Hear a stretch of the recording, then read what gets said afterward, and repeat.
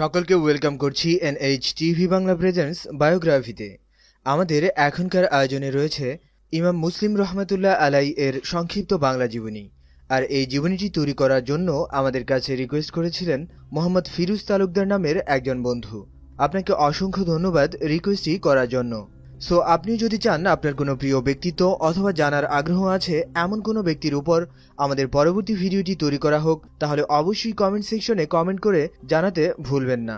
সেই সাথে সবসময় আমাদের চ্যানেলটির সাথে থাকতে আমাদের চ্যানেলটিতে সাবস্ক্রাইব করে বেল আইকনটিতে প্রেস করে দিবেন এবং অতি দ্রুত আমাদের সাথে যোগাযোগের জন্য আমাদের ফেসবুক ফ্যান পেজটিতেও লাইক করে দিতে পারেন। ফেসবুক ফ্যান পেজের লিঙ্কটি ডিসক্রিপশন প্লাস পিন কমেন্টেই দেওয়া আছে। চলুন তাহলে আর কথা না বাড়িয়ে ভিডিওটি শুরু করা যাক। হাদিসের বিশুদ্ধতা নিরূপণে ইতিহাসে যেসব মহামানব চিরস্মরণীয় হয়ে আছেন তাদের অন্যতম হলেন ইমাম মুসলিম রহমাতুল্লাহ আলাই। খুরাসানের নিশাপুরে 204 হিজরি মোতাবেক 820 খ্রিস্টাব্দে তিনি জন্মগ্রহণ করেন। নিশাপুর বর্তমানে ইরানের অন্তর্ভুক্ত। ইমাম মুসলিম রহমাতুল্লাহ আলাই 218 হিজরিতে মাত্র 14 বছর বয়সে ইলমে হাদিস শিক্ষায় মনোযোগ দেন। তিনি জন্মস্থান নিশাপুরের বিখ্যাত মুহাদ্দিসদের কাছে হাদিস সংগ্রহ করেই ক্ষান্ত হননি। তৎকালীন ইলমে হাদিসের সব কেন্দ্রেই ছুটে গেছেন তিনি। হাদিসের এক বিশাল ভান্ডার আত্মস্থ করেছেন। তিনি একাধিকবার বাগদাদ সফর করেন। তার সর্বশেষ বাগদাদ সফর হয়েছিল 259 হিজরিতে। 211 জন বিশিষ্ট মুহাদ্দিসের কাছ থেকে তিনি ইলমে হাদিস শিক্ষা গ্রহণ করেন এবং হাদিস সংগ্রহ করেন। ইমাম বুখারী রহমাতুল্লাহ আলাই ছিলেন ইমাম মুসলিম রহমাতুল্লাহ আলাই এর উস্তাদ। ইমাম মুসলিম রহমাতুল্লাহ আলাই ইলমে হাদিসের যে বিশাল জ্ঞানভাণ্ডার সংগ্রহ করেছিলেন তা শিক্ষা দিয়ে যেমন অসংখ্য মুহাদ্দিস তৈরি করে গেছেন, সেই সঙ্গে অসংখ্য গ্রন্থ রচনা করে জগৎবাসীর জন্য মহামূল্যবান উপহার হিসেবে রেখে গেছেন। সহিহ মুসলিম ছাড়াও ইমাম মুসলিম রহমাতুল্লাহ আলাই যেসব গ্রন্থ রচনা করে গেছেন তার মধ্যে কয়েকটি বিশেষভাবে উল্লেখযোগ্য। সেগুলো হচ্ছে মুসনাদে কবির, কিতাবুল জামে, কিতাবুল আসমা উল কুনা, কিতাবুত তামিজ, কিতাবুল ইলাল ওয়া কিতাবুল ওয়াহদান, কিতাবুল ইফরাদ, কিতাবুল আরকান, কিতাবুল হাদিসি আমর ইবনে শুআইব, কিতাবু মাশায়েখে মালেক, কিতাবু মাশায়েখে শোবা, কিতাবু আওলাদিস সাহাবা, কিতাবু আওহামিল মুহাদ্দিসিন, কিতাবু তাবাকাত, কিতাবু সুয়ালিতি আহমদ বিন হাম্বল, কিতাবু মান লাইসা লাহু রাব্বুন ইল্লা ওয়াহিদ ইত্যাদি। তবে ইমাম মুসলিম রহমাতুল্লাহ আলাই এর রচনাবলীর মধ্যে একমাত্র as-সহিহুল মুসলিম ছাড়া আর কোনোটাই বর্তমানে খুঁজে পাওয়া যায় না। ইমাম মুসলিম রহমাতুল্লাহ আলাই দীর্ঘ 15 বছরের সাধনায় 3 লাখ হাদিস থেকে যাচাই বাছাই করে সহিহ মুসলিম শরীফ রচনা করেন। ইমাম মুসলিম রহমাতুল্লাহ আলাই এর বিশিষ্ট শাগরেদ আহমদ ইবনে সালামা বলেন, আমি মুসলিমের সঙ্গে তার আসহি প্রণয়নকালে 15 বছর লেখালেখির কাজ করেছি। ইমাম মুসলিম রহমাতুল্লাহ আলাই শুধু সহিহ হাদিসের সমন্বয়ে এই মহান গ্রন্থখানা রচনা করেছেন, তাই এর নামকরণ করা হয়েছে as-সহিহ। মুসলিম শরীফে পুনরুল্লেখ ছাড়া হাদিসের মোট সংখ্যা 4000 আর পুনরুল্লেখ সহ মোট হাদিসের সংখ্যা 7275টি।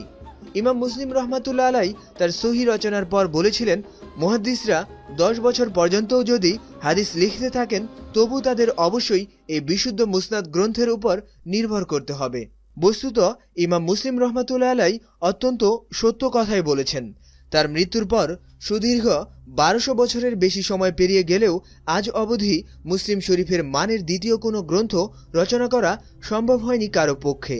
ইমাম মুসলিম রহমাতুল্লাহ আলাই মুসলিম শরীফ রচনায় শুধু নিজের স্মৃতিশক্তির উপরই নির্ভর করেননি, তিনি এটি রচনার পর তৎকালীন শ্রেষ্ঠ মুহাদ্দিসগণের সামনে পেশ করেছেন, তাদের পরামর্শ গ্রহণ করেছেন, তাদের স্বীকৃতি নিয়ে চূড়ান্ত রচনার কাজটি সমাধা করেছেন তিনি। এ প্রসঙ্গে তিনি বলেছেন, আমি এ গ্রন্থখানা আবু জুরআ আর রাজির কাছে পেশ করেছি। তিনি যে যে হাদিসের সনদে দোষ আছে বলে ইঙ্গিত করেছেন আমি তা পরিত্যাগ করেছি, আর যে যে হাদিস সম্পর্কে মত দিয়েছেন যে এগুলো সহিহ আমি সেগুলো গ্রন্থে সন্নিবেশিত করেছি। বস্তুত বুখারী শরীফ ও মুসলিম শরীফের হাদিস বিশুদ্ধতার মানদণ্ডে সমপর্যায়ের হওয়ার কারণে দুটিকেই একত্রে সহিহাইন বলা হয়ে থাকে। ইমাম মুসলিম রহমাতুল্লাহ আলাই তার as-সহিহর ভূমিকায় সহিহ রচনার কারণ সম্পর্কে দুটি বিষয় উল্লেখ করেছেন। 1 নম্বর কারণটি হচ্ছে ইমাম মুসলিম রহমাতুল্লাহ আলাই এর বিখ্যাত শাগরেদ আবু ইসহাক ইব্রাহিম তার কাছে একটি উন্নত মানের সহিহ হাদিস গ্রন্থ সংকলন করার অনুরোধ জানান। কিতাবের ভূমিকায় তিনি তার ছাত্রের জন্য দোয়া করেছেন। দ্বিতীয় কারণটি ইমাম মুসলিম রহমাতুল্লাহ আলাই এভাবে উল্লেখ করেছেন, কেবল তোমার ইচ্ছা পূরণ করতে গিয়ে সহিহ হাদিসগুলোর বাছাই করার কষ্ট স্বীকার করা আমার পক্ষে সম্ভব হতো না, কিন্তু আমি যখন জানতে পারলাম যে তথাকথিত মুহাদ্দিসরা সাধারণ মানুষের মধ্যে মিথ্যা ও মুনকারে হাদিসগুলো ছড়িয়ে দিয়ে বিভ্রান্তি সৃষ্টি করছে, তখন তোমার অনুরোধ সাড়া দেওয়া আমার জন্য আরও সহজ হয়ে গেল। ইলমে হাদিসের এ মহান সাধক 261 হিজরির 25 রজব রবিবার মোতাবেক 280 খ্রিস্টাব্দে মাত্র 57 বছর বয়সে ইন্তেকাল করেন। বর্তমানে ইরানের খোরাসান প্রদেশের অন্তর্গত নিশাপুরে তার দাফন সম্পন্ন করা হয়। তবে ঐতিহাসিকদের মধ্যে ইমাম মুসলিমের মৃত্যুর তারিখ নিয়ে মতভেদ রয়েছে। আল্লাহ তাআলা ইসলামের এই মহান মনীষীকে জান্নাতের সর্বোচ্চ মাকাম দান করুন, এই প্রত্যাশা ব্যক্ত করে এখনকার মতো ভিডিওটি এখানে শেষ করছি। আবার আপনাদের সাথে কথা হবে নতুন কোনো ভিডিওতে নতুন কোনো বিষয় নিয়ে। সে পর্যন্ত ভালো থাকবেন, আর অবশ্যই যে কাজটি করতে ভুলবেন না সেটি হচ্ছে আমাদের চ্যানেলটিতে সাবস্ক্রাইব করে বেল আইকনটিতে প্রেস করে দিবেন, এবং সেই সাথে আমাদের ফেসবুক ফ্যান পেজটিতেও লাইক করে দিবেন, যাতে অতি দ্রুত আপনি আমাদের ভিডিওগুলির নোটিফিকেশন এবং আমাদের সাথে যোগাযোগ করতে পারেন। এবং আমাদের ভিডিওগুলি ভালো লাগলে লাইক কমেন্ট শেয়ার করতে ভুলবেন না।